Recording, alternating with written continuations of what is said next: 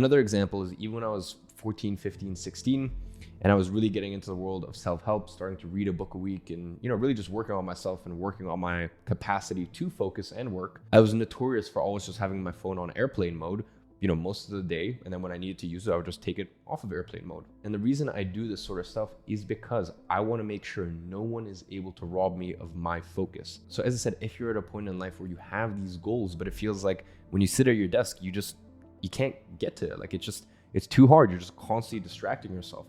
That means that you need to work on your focus. And in order to work on your focus, you need to reset your dopamine levels. And I'm sure you guys have seen plenty of videos on YouTube about dopamine detoxes, what they are, what they can do for you, how it can help you achieve your goals. Well, in today's video, what I'm really gonna do is I'm just gonna give you a framework for the next 7 days of what to do to actually reset your dopamine levels. Tangibly, what that's gonna feel like, what you're actually gonna, like how your experience of the world is gonna be different 7 days from now. And then most importantly, how to integrate that. Because here's what happens a lot of times is people will do dopamine detoxes.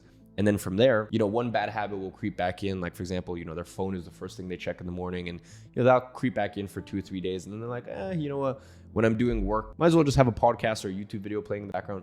And these bad habits start to sneak back in. So I'm going to show you exactly after the 7-day dopamine detox, how to actually integrate this back into your life. Now, everyone might have varying opinions on how long you should actually do a dopamine detox for.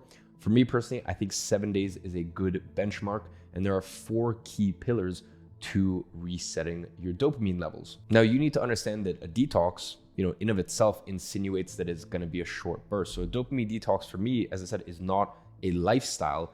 It is a hard reset that you press in order to reset your levels. So that way you increase your capacity to focus, to be disciplined, and you actually increase your output levels. Now, for the next 7 days, starting from tomorrow, here are the 4 things I need you to do in order to practice a dopamine detox. Now, before I say this, as I said, there are people that have, radically different approaches to it. These are just the 4 that I would recommend over the space of the last 8 years, ever since I was 14. So from 14 to 22, practicing different dopamine detoxes at different points of the year. So the first one is 1 hour a day screen time on your phone. Now, if you actually open up your iPhone right now, I'm sure there must be a version of this on Android. You can actually add your screen time as a widget onto your home screen.